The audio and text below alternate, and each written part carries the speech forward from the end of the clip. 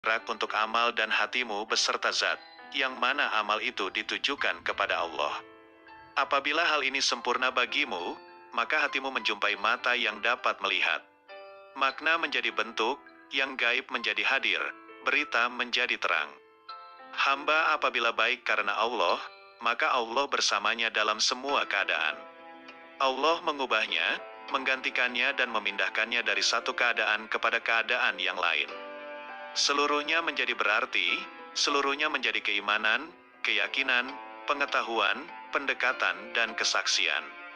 Seluruhnya menjadi siang tanpa malam, sinar tanpa gelap, jernih tanpa keruh, hati tanpa nafas, rahasia tanpa kasar, fana tanpa wujud, gaib tanpa hadir.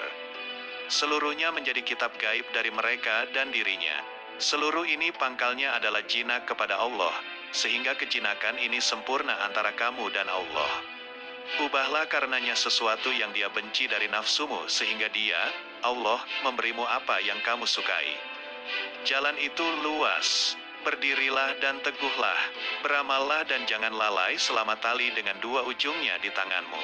Mohonlah pertolongan kepadanya atas sesuatu yang menjadikan kebaikanmu. Kendalikanlah nafsumu, jika tidak, ia akan mengendalikan kamu. Nafsu itu tukang memerintahkan keburukan di dunia, dan tukang mencela di akhirat. Bersopanlah yang baik terhadap Allah dan terhadap makhluknya. Sedikitlah berbicara yang tidak berguna bagimu. Orang-orang yang meninggalkan amal dalam keadaan berilmu, ilmu itu akan melupakanmu dan berkahnya hilang dari hatimu. Wahai orang-orang yang bodoh, seandainya kamu mengetahui Allah, niscaya kamu mengetahui siksaan-siksaannya. Syirik itu ada kalanya pada lahir dan batin.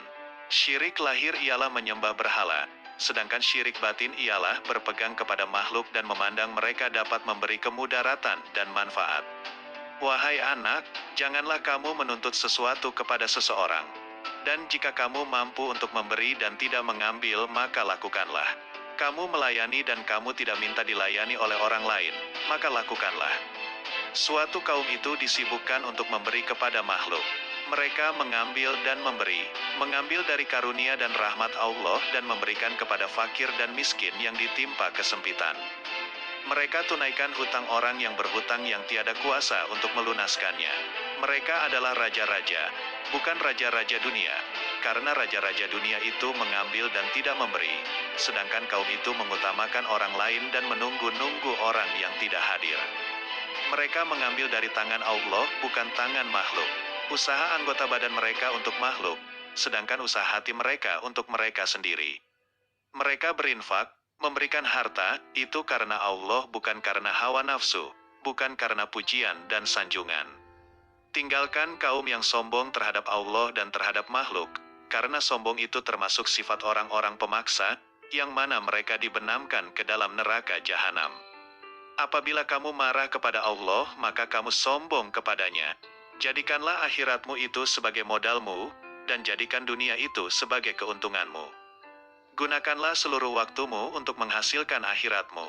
Lalu apabila dari waktumu itu ada sedikit yang tersisa, maka gunakanlah untuk berusaha dalam urusan duniamu dan mencari penghidupanmu. Nasihatilah dirimu terlebih dahulu, barulah kemudian menasihati orang lain. Kamu harus lebih memperhatikan nasib dirimu. Janganlah kamu menoleh pada orang lain, sedangkan dalam dirimu masih ada sesuatu yang harus diperbaiki.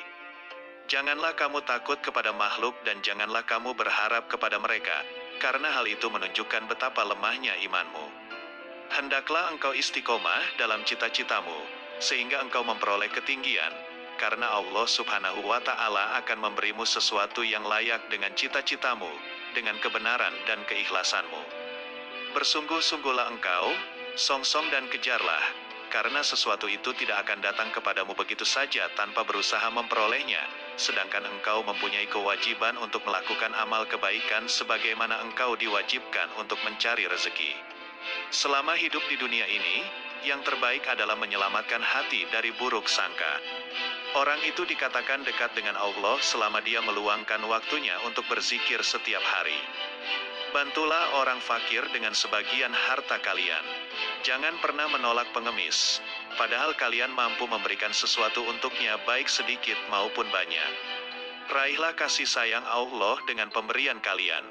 Bersyukurlah kepada Allah yang telah membuat kalian mampu memberi.